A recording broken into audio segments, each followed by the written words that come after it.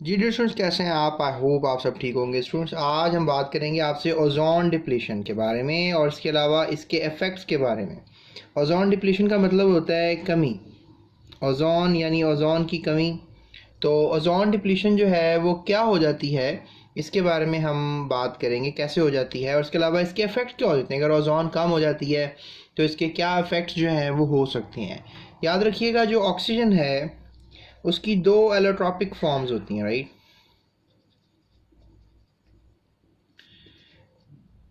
Allotropic forms का मतलब है कि ऑक्सीजन जो है वो O2 में भी एग्जिस्ट करता है, which is normal oxygen 21% present in the atmosphere. और इसके अलावा ओजोन, यह है ओजोन का फार्मूला, यह है नॉर्मल ऑक्सीजन जिसमें आप और मैं सांस ले रहे हैं। तो अब साइंसदान हमें ये बताते हैं कि ये जो हमारे पास ओजोन है इसमें 3 ऑक्सीजन एटम्स होते हैं और ये बनती है एटमॉस्फेयर में। जैसे ऑक्सीजन जो है उसकी मदद से जो है आप कह लें कि नॉर्मल ऑक्सीजन जो है वो मिलता है इसके साथ, और इस तरीके से जो है वो ओजोन बन जाती है, which is a gaseous form, जो कि गैशियस फॉर्म में होती है। ये मोनोटॉमिक ऑक्सीजन होती है स्टूडेंट्स, इसको हम मोनोटॉमिक ऑक्सीजन कहते हैं।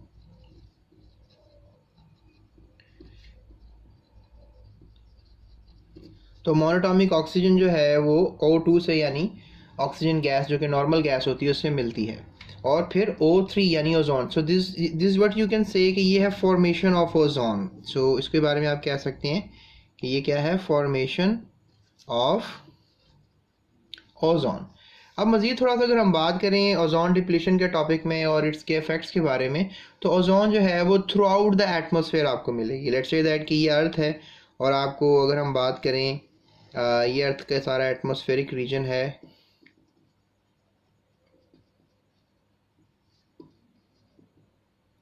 तो एटमॉस्फेरिक रीजन में हर जगह आपको क्या मिलेगी, ओजोन मिलेगी। You can find ozone here, you can find ozone there, everywhere, here and there ozone, right. लेकिन मैं आपको एक और बात बता चलूँ कि जिस तरह मैंने आपको बताया था कि लेट्स से दैट कि ये अर्थ है और अर्थ के जो पहली लेयर है दैट इज़ अ ट्रोपोस्फेयर, और फिर जो दूसरी लेयर है that is basically the stratosphere. तो अब ये जो दूसरी लेयर का मिड हिस्सा है, right, this is the mid part of the stratosphere. So let me just draw it with some another colour. तो अब ये जो स्ट्रेटोस्फेयर है, यहाँ पे आपको ओजोन की मैक्सिमम कंसंट्रेशन मिलेगी। यानी आप हिसाब लगा लें कि अगर आप ज़मीन से लेट्स से दैट कोई तकरीबन ऊपर आते हैं, राउंड अबाउट कोई आप कह लें 25 किलोमीटर ऊपर आ जाते हैं, ठीक है, या फिर आप कह लें कि तकरीबन कोई 30 किलोमीटर जो है वो आप ऊपर आ जाते हैं, तो फिर आपको जो है यहाँ पर इस जगह पर आपको क्या मिलेगी, ओजोन गैस मिलेगी। और आपको यहाँ पर ओजोन की मैक्सिमम कंसंट्रेशन मिलेगी।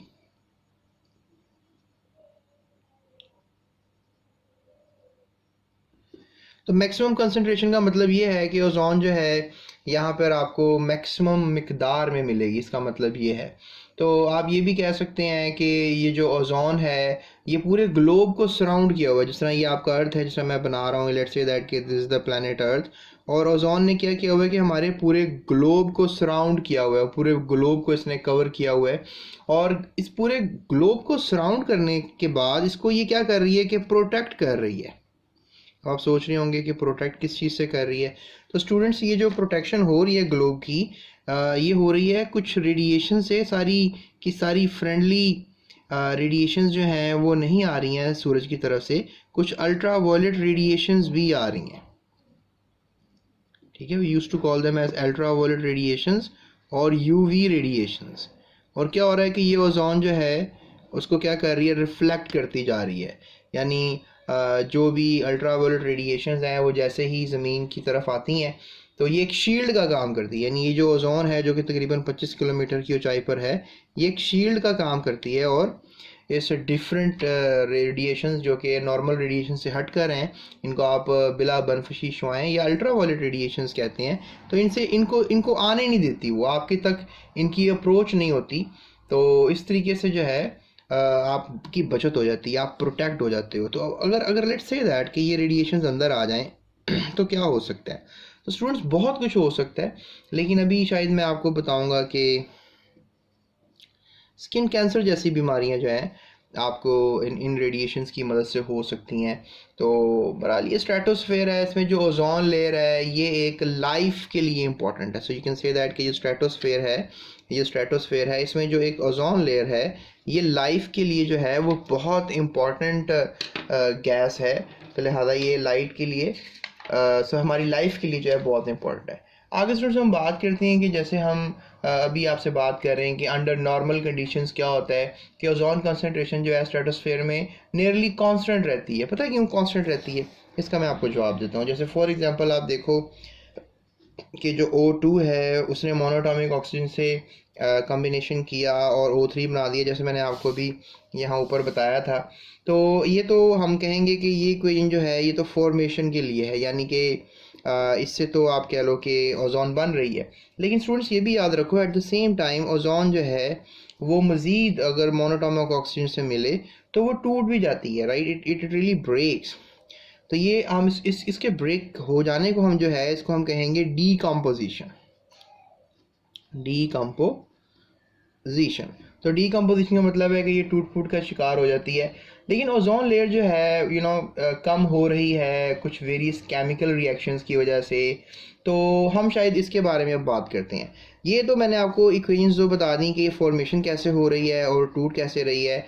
तो एज अ होल जितनी टूट रही है उतनी बन भी रही है। तो एवरेज जो है आप कह लो कि एवरेज जो है वो नॉर्मल है, यानी ओजोन जो यहाँ पर है वो नॉर्मल, जितनी टूट रही है उतनी बन रही है। तो थिंग्स आर वेरी नॉर्मल। लेकिन स्टूडेंट्स नेक्स्ट टाइम अगर आप सोचें कि अगर लेट्स से दैट कि ओजोन जो है वो जितनी बन रही है उतनी टूट भी रही है तो नॉर्मल है ना। लेकिन सम केमिकल रिएक्शंस, कुछ केमिकल रिएक्शंस जो हैं वो ऐसे हो रहे हैं कि इन केमिकल रिएक्शंस की वजह से आप कह लो कि जो ओजोन है वो तबाह हो रही है। सो उसके बारे में बात करते हैं। तो आप सोच रहे होंगे वो ऐसे कौन से केमिकल रिएक्शंस हो रहे हैं जिसकी वजह से शायद ओजोन तबाह हो रही है। तो ओजोन मॉलिक्यूल जो हैं आप याद रखें सोलर रेडिएशंस को बहुत जल्दी एब्जॉर्ब करते हैं और डिसोसिएट हो जाते हैं, यानी कि टूट फूट जाते हैं। इसे हम कहते हैं self dissociation of ozone layer. पहला तो ये मैं रीज़न दूंगा, ठीक है। पहला रीज़न क्या है? Self dissociation. यानी सेल्फ डिसोसिएशन का मतलब ये हुआ कि सारे के सारे ओजोन मॉलिक्यूल खुद ब खुद जो है वो टूट फूट का शिकार जो है वो हो रहे होते हैं। सो यू कैन से कि सेल्फ डिसोसिएशन जो है वो हो रही होती है। लेकिन स्टूडेंट्स सेकंड पॉइंट में मैं आपको जो केमिकल रिएक्शंस बताना चाह रहा हूँ वो कोई सेल्फ डिसोसिएशन से रिलेटेड नहीं है, यानी खुद ब खुद ये जो let's say that self dissociation में क्या होता है कि ओजोन लेयर जो है इस पे आके अल्ट्रावायलेट रेडिएशन और कुछ डिफरेंट रेडिएशन आके लगती हैं तो ये O2 में और O में कन्वर्ट हो जाती है। That is called as self dissociation. लेकिन ये केमिकल रिएक्शन की मैं बात नहीं करूँगा आपसे। मैं तो बात करूँगा कि जैसे क्लोरोफ्लोरोकार्बन्स हैं, let's say that chlorofluorocarbons, this is known as chlorofluorocarbons. ये क्लोरोफ्लोरोकार्बन्स हैं स्टूडेंट्स, ये बहुत डेंजरस है। अब आपको हो गई क्लोरोफ्लोरोकार्बन आपने पहली दफ़ा सुना है और आपको इसके बारे में नहीं पता, तो मैं आपको बताता चलूँ कि ये जो आपके एयर कंडीशनर्स होते हैं, you have air conditioners in your home. तो ये जो एयर कंडीशनर्स होते हैं इनके अंदर आपको मिलते हैं रेफ्रिजरेंट्स, राइट? इनके अंदर आपको क्या मिलते हैं? रेफ्रिजरेंट्स। अब आप सोच रहे होंगे कि रेफ्रिजरेंट्स जो हैं ये क्या होते हैं। तो स्टूडेंट्स ये वही गैसेस होती हैं, कह लें कि जो आपके एयर कंडीशनर को ठंडी हवा मुहैया करती हैं। आपका एयर कंडीशनर जो है वो ठंडी हवा देता है। इसके अलावा एयर कंडीशनर के अलावा रेफ्रिजरेटर्स होते हैं, रेफ्रिजरेटर्स होते हैं जो रेफ्रिजरेटर्स। तो आप कह लो कि रेफ्रिजरेटर्स जो हैं वो भी रेफ्रिजरेंट्स रखते हैं, यानी उनमें भी रेफ्रिजरेंट्स होते हैं। तो ये रेफ्रिजरेंट्स क्या होते हैं? ये रेफ्रिजरेंट्स वो गैसेस हैं जो कि ठंडा करने के लिए काम आती हैं। तो यू कैन से दैट कि क्लोरोफ्लोरोकार्बन जो हैं जो बन रहे हैं वो रेफ्रिजरेंट्स की मदद से बन रहे हैं। अब आप सोच रहे होगे कि क्लोरोफ्लोरोकार्बन्स के बारे में थोड़ा और पता होना चाहिए और कौन से केमिकल रिएक्शन जो क्लोरोफ्लोरोकार्बन्स कर रहे हैं और ओजोन को तबाह कर रहे हैं, तो उस पर भी बात करने लगे हैं। सो ये मेजर कॉज है डिप्लीशन ऑफ ओजोन लेयर, यानी जो रेफ्रिजरेंट्स होते हैं। इसके अलावा मैं आपको एक और रेफरेंस देता हूँ, एरोसोल स्प्रेज, ठीक है, एरोसोल स्प्रेज। तो ये जो एरोसोल स्प्रेज होते हैं आप कह लो ये भी एक ऐसे कह लें कि रखने वाले हैं। एरोसोल स्प्रेज अमूमन आप जब करते हैं जैसे परफ्यूम वगैरह आप लगाते हो तो क्या ठंडक सी महसूस होती है। तो एरोसोल स्प्रेज के अंदर भी रेफ्रिजरेंट्स होते हैं या क्लोरोफ्लोरोकार्बन्स होते हैं। So these are very dangerous. ये बाइस बनते हैं ओजोन की तबाही का। तो इसके ऊपर हम इक्वेशन की बात करते हैं। So these compounds leak in one way and other escape and diffuse in stratosphere. और सीन ये हो रहा होता है कि जो कुछ ना कुछ लीक हो जाते हैं और फिर वो स्ट्रेटोस्फेयर में चले जाते हैं और स्ट्रेटोस्फेयर में जाके ओजोन के साथ रिएक्शन शुरू कर देते हैं। तो लिहाजा इसी के ऊपर हम बात करेंगे। तो ये अल्ट्रावायलेट रेडिएशन जो होती हैं इनको फिर तोड़ देती हैं, स्पेशली जो कार्बन और क्लोरीन का बॉन्ड होता है। लेट्स से दैट हमारे पास कार्बन है और ये एक फ्लोरीन लगा हुआ है। कार्बन की वैलेंसी जो है वो 4 होती है। तो अब लाइट जो है, लेट्स से दैट के जो लाइट है उसने आके क्या किया है कि यहाँ पे हिट कर दिया आके। तो यहाँ पे हिट करने से क्या सीन हो रहा है कि ये जो है बॉन्ड टूट गया है। और ये बॉन्ड जब टूट जाएगा स्टूडेंट्स तो क्या सीन होगा कि ये वाला जो मॉलिक्यूल है, let's say that we have something formula of this molecule like CFCl3, right, CFCl3। तो अब ये मॉलिक्यूल जो है हमारे पास मौजूद है। अब इस पर क्या हो रहा है कि अल्ट्रा वायलेट आ रही है ना, ये अल्ट्रा वायलेट है। तो इस पर अल्ट्रा वायलेट आके हिट कर रही है। तो अब सीन क्या हो रहा है कि ये लैदा हो जाता है, ये हाफ बॉन्ड टूट जाता है। और फिर क्या सीन होने वाला होता है कि CFCl3 plus Cl dot, this is known as chlorine free radical.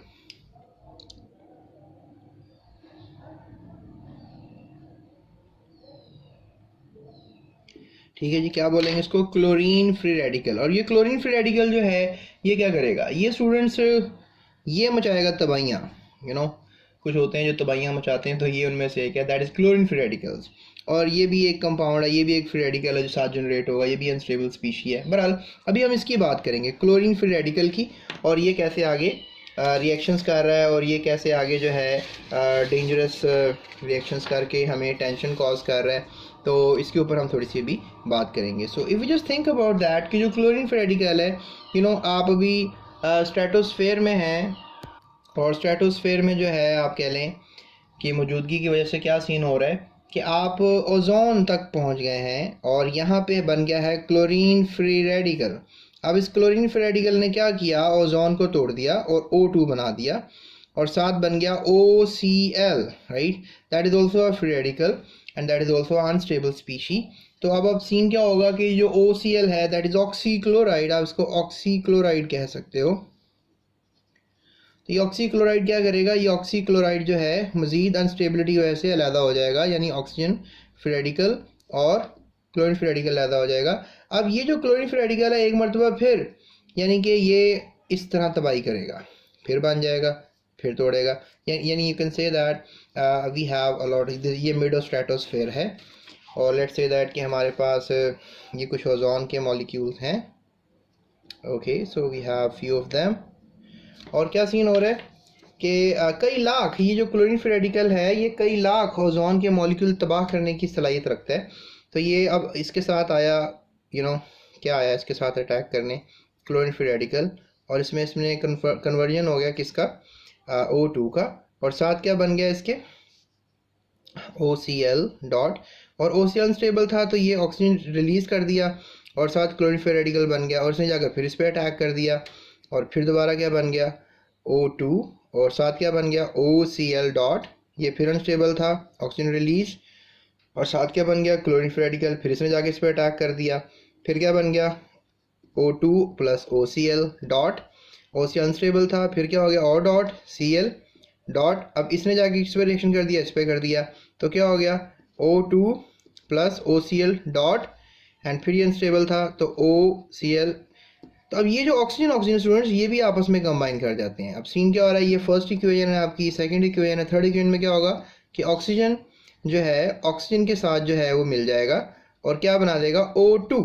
तो that makes an idea students, that makes an idea of 3 equations of your book कि इस तरह से O3 जो है OCl की मदद से टूट रहा है और फिर OCl स्टेबल है, क्लोरीन फ्री रेडिकल बन रहा है और इस तरह वो मिल रहे हैं, and that's how this is called ozone depletion.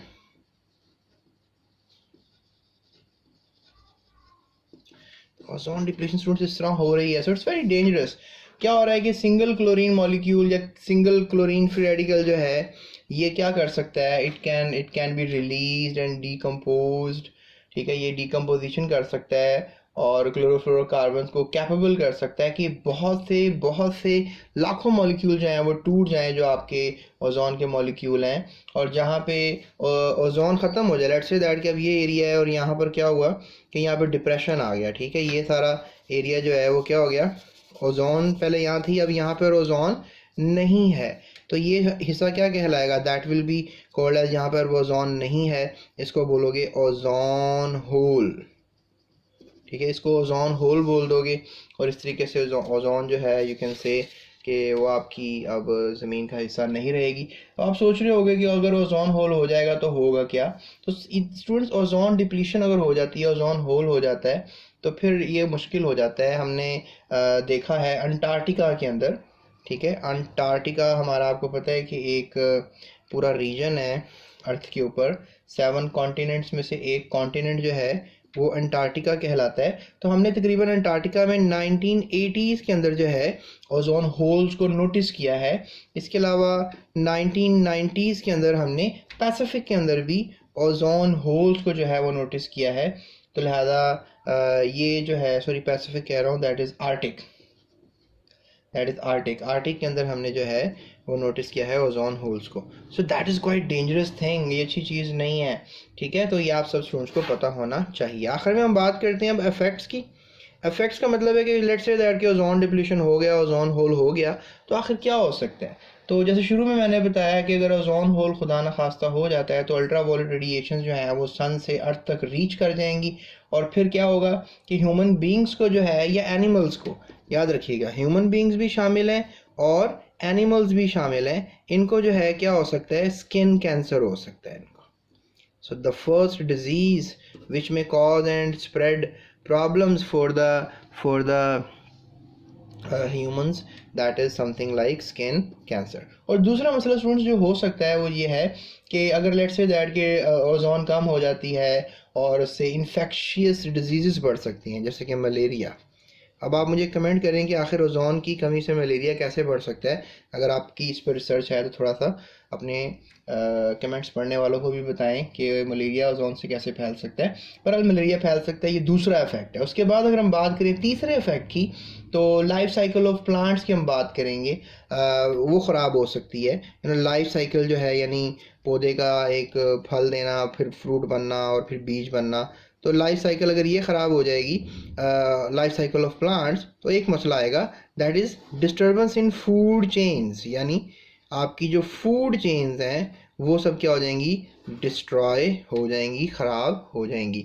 So third effect होगा फूड चेन प्रॉब्लम्स। और उसके बाद स्टूडेंट्स में चौथा प्रॉब्लम जो आपको बताऊं जो इफेक्ट में आएगा ओजोन डिप्लीशन की, वो भी बड़ा डिस्टर्बिंग सा है। वो ये होगा कि विंड पैटर्न्स जो हैं वो चेंज हो जाएंगे।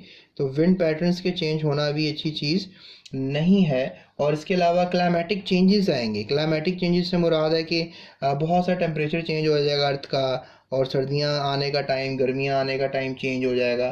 तो ये पूरे वर्ल्ड में प्रॉब्लम आएगा। लेकिन द प्रॉब्लम एक और है कि जो सबसे ज़्यादा प्रॉब्लम जिन हिस्सों को आएगा, दैट इज़ एशिया, और इसके अलावा मैं बात करूँगा पैसिफिक की। यानी पैसिफिक में और एशिया में सबसे ज़्यादा डिज़ास्टर कॉज होगा अगर ओजोन डिप्लीट करती है, यानी ओजोन कम हो जाती है। सो ये ज़्यादा से ज़्यादा मोस्ट अफेक्टेड रीजन्स कहलाएंगे, और यही क्लाइमेटिक इंड्यूस माइग्रेशन हो जाएगी यहाँ पर। क्यों? क्योंकि जो पैसिफिक और एशिया में, पैसिफिक में तो उतने ख़ास लोग नहीं रहते, लेकिन एशिया भरा पड़ा है लोगों से, शायद दुनिया की सबसे ज़्यादा पॉपुलेशन एशिया में रहती है। तो फिर क्या होगा कि माइग्रेशन ऑफ पीपल होगी, माइग्रेशन ऑफ पीपल हो जाएगी। तो माइग्रेशन ऑफ पीपल का मतलब है कि लोग माइग्रेट कर जाएंगे, लोग अपने इलाके छोड़ जाएंगे, और ये क्या होगा, ये तो क्राइसिस होगा ना। जैसे अब कोरोना ने कितना क्राइसिस कर दिया, तो इन द सेम वे कि माइग्रेशन ऑफ पीपल होगी और ये इफेक्ट्स होंगे, यानी स्किन कैंसर जैसी बीमारियां होंगी, मलेरिया जैसी बीमारियां होंगी, फूड चेन डिस्टर्ब हो जाएगी, विंड पैटर्न, क्लाइमेटिक चेंजेस आएंगे जिनमें एशिया पैसिफिक डिस्टर्ब हो जाएंगे, क्राइसिस आ जाएंगे। So that makes an idea of ozone depletion effects. Students, मज़ीद वीडियोस के लिए मेरे चैनल को भी सब्सक्राइब कीजिए। मज़ीद वीडियोस के लिए डिस्क्रिप्शन देखिए, मज़ीद वीडियोस के लिए चैनल की प्लेलिस्ट को देखिए। एंड करीब वेबसाइट भी लॉन्च कर दूंगा। और इसके अलावा अभी मेरी इस वीडियो को अपने दोस्तों के साथ, क्लास फेलोज़ के साथ शेयर करना मत भूलिएगा। सो अभी तक के लिए इतना ही है। That's it, thank you so much. और मज़ीद इन्फॉर्मेशन के लिए आप कमेंट कर सकते हैं। Thank you so much.